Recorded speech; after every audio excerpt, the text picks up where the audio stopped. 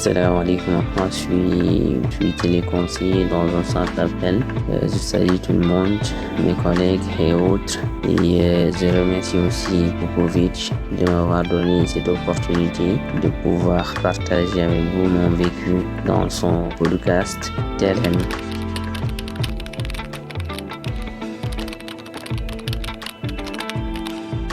Pour répondre à ta première question, c'est quoi la tromperie dans les centres d'appel?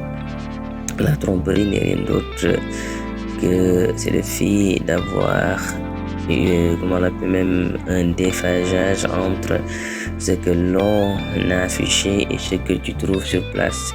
Donc la plupart des petits centres d'appel, je parle surtout des petits centres d'appel parce que moi j'ai eu la chance, si je peux l'appeler ainsi, de faire les petits centres d'appel, les isolations hautes. On te dit dès le début que tu as un salaire fixe et autres, c'est-à-dire on te vend de façon très illusoire des avantages. Une fois sur place, tu vois autre que ça. Des fois, tu restes dans un centre d'appel jusqu'à la fin du mois, tu n'as absolument rien parce que tu n'as pas fait un rendez-vous, alors qu'ils n'ont pas mis ça sur les clauses dès le début. Donc, c'est en quelque sorte cela. Cependant, Inch'Allah, je vais pouvoir vous expliquer ça tout au long de notre échange.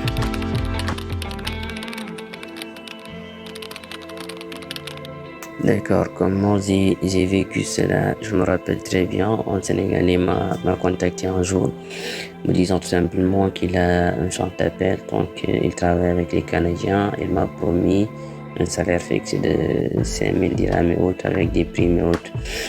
Quand je suis parti, j'ai fait presque un mois, bon pas presque, mais j'ai fait un mois. Nous avons travaillé durement, contacté les Canadiens, nous avons essayé de vendre effectivement le produit. On a eu des rendez-vous et à la fin du mois, le gars il est parti avec notre argent. Quand je suis parti là-bas au niveau du centre, j'ai trouvé que c'était fermé. Le gars n'avait pas payé la location, le loyer. Bon, j'avais le numéro du gars, je l'ai contacté.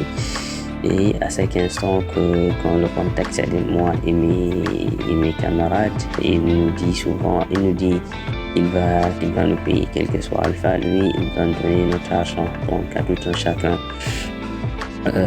Nous avons insisté parce que bon, c'était quelque chose qu'on n'avait pas prévu.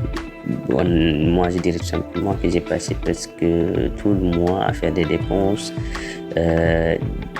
aller et retour, et comment on l'appelle même la nourriture aussi une fois là-bas. Donc j'avais presque dépensé tout comment on l'appelle même l'économie que j'avais, tout en espérant qu'à la fin du mois j'allais avoir peut-être un 5000 dirhams pour pouvoir subvenir à certains de mes besoins, c'est-à-dire payer et le loyer et autres. Ce fut très difficile ce mois-là, mais bon, quand même, vu que c'est la vie et c'est ce que Dieu avait décidé, donc on a supporté.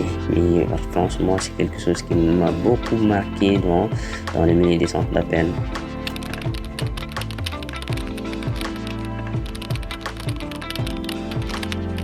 Et comment lutter contre les obstacles?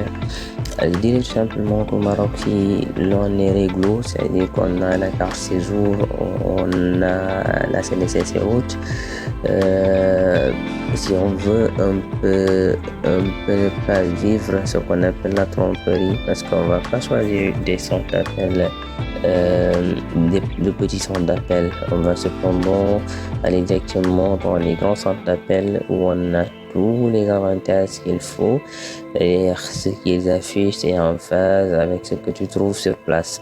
Donc cependant, c'est à la personne de choisir effectivement le centre où il veut et où il veut aller. S'il n'est pas satisfait des avantages ou des conditions, il change automatiquement. Donc tu as la possibilité de changer.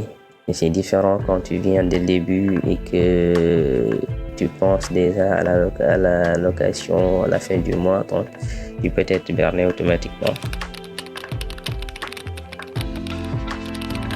Comment lutter contre ce fléau? C'est en organisant d'abord des campagnes de sensibilisation et surtout de renseigner, bien d'informer nos frères et sœurs qui vont venir après pour postuler dans les petits centres d'appel d'abord avant d'avoir le carte CESO parce que c'est un peu compliqué. Ce que l'on te demande est un peu compliqué, surtout quand tu as l'allocation et autres.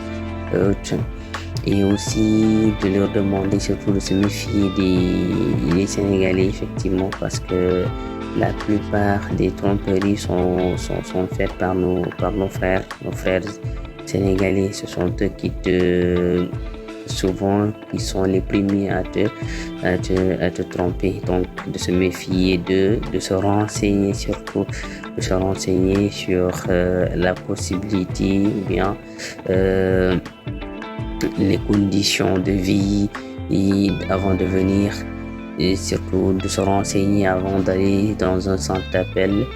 Je pense que ce sont là quelques informations importantes qu'il faut connaître.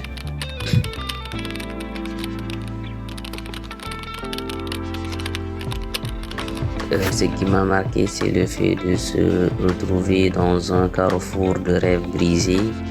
La fin du mois, tu t'attends à un salaire de 5 000 ou de 4 000 et autres et tu te retrouves avec une mensualité à 0 parce que tu n'as pas fait de rendez-vous et que l'on ne t'a jamais donné ces informations-là avant de partir ou bien qu'une personne te promet effectivement que à la fin du mois elle va te donner l'argent et que tu ne l'as pas. C'est quelque chose qui est vraiment difficile et qu'on a peut-être tous vécu, bien que j'ai vécu ici. Cependant, je te remercie, Popovic, de m'avoir donné cette opportunité de pouvoir partager cela avec mes frères et sœurs. Et je remercie tout le monde. Donc, merci et à la prochaine, Inch'Allah.